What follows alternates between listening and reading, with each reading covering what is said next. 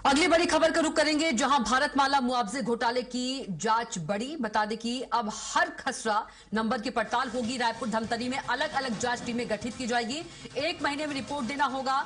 तो प्रशासन सख्त है, रिकॉर्ड खंगाले जाएंगे। घोटाले की परतें अब खुलेंगी तो मुआवजा वितरण में गड़बड़ी की आशंका। ईडी खुलासे के बाद जांच को और तेज की गई है। अफसरों की भूमिका पर भी सवाल उठ रहे हैं। डिप्टी कलेक्टर से तहसीलदार तक जांच के घेरे में है। दोषियों पर कड़ी कार्रवाई की जाएगी।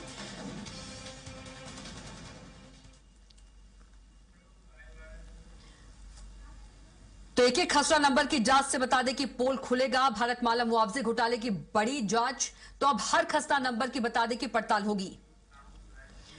और अधिक जानकारी के साथ रायपुर संवाददाता दिलीप साहू सीधे जुड़ गए हैं। दिलीप, यदि हम भारतमाला प्रोजेक्ट घोटाले की बात करें तो इस मामले में ईडी की जांच के बाद सख्ती बढ़ी है और एक एक खसरा नंबर की जो है जांच की जाएगी और इससे जो पोल है वो खुलेगा और सभी जमीन रिकॉर्ड की बात करें उसकी भी बारीकी से जांच होगी। इसके अलावा यदि हम बात करें जो 3 टीम है वो पहले से बनाई गई थी, अब 2 नई टीम और गठित की गई है। जी बिल्कुल कविता, बता दें कि ये भारतमाला प्रोजेक्ट है जो छत्तीसगढ़ से होते हुए विशाखापट्टनम तक जाती है। इस प्रोजेक्ट में धमतरी से रायपुर तक के या अलग अलग जगहों पर जो जमीन अधिग्रहण किया गया था उसमें 2 क्राइटेरिया था कविता, जिसमें हेक्टेयर वाइज मुआवजा दिया जाता था और स्क्वायर फीट वर्ग फीट का। तो वर्ग फीट का दर अधिक था, तो बहुत सारे जो अधिकारी है या जमीन कारोबारी है इनकी मिली भगत करके जो एक हेक्टेयर की जमीन थी उसको भी टुकड़ों टुकड़ों में बांटकर वर्ग फीट के आधार पर मुआवजा ले लिया गया।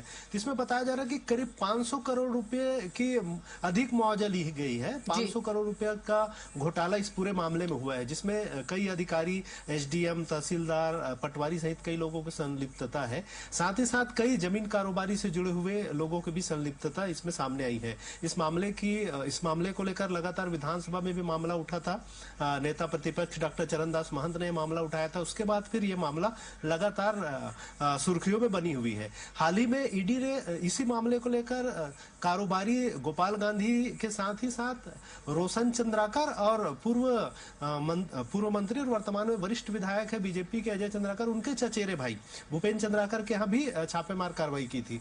और लगातार जिस तरह से कार्रवाइयां की जा रही है उसी कड़ी में अब कमिश्नर की ओर से भी, रायपुर संभाग कमिश्नर की ओर से भी महादेव कौरे ने भी एक जांच टीम गठित की है और यह कहा है कि सभी जमीन का जहां जहां जो गड़बड़ियों के मामले सामने आ रहे हैं तो एक एक खसरे का, यानी एक एक जमीन के जो रिकॉर्ड है उसकी अब जांच की जाएगी कि किस खसरे में कितना बड़ा वो जमीन था पहले, जब बेचा गया और मुआवजा उसमें दी गई तो उसको कितने टुकड़े में बांट के और किसके नाम से ली गई। इन तमाम चीजों की पड़ताल अब बारीकी से की जाएगी। एक एक खसरे की जांच होगी, एक एक रकबे की जांच होगी। तो इसका एक जिम्मेदारी दी गई है और अलग अलग टीम बना दी गई है सभी जगह के लिए।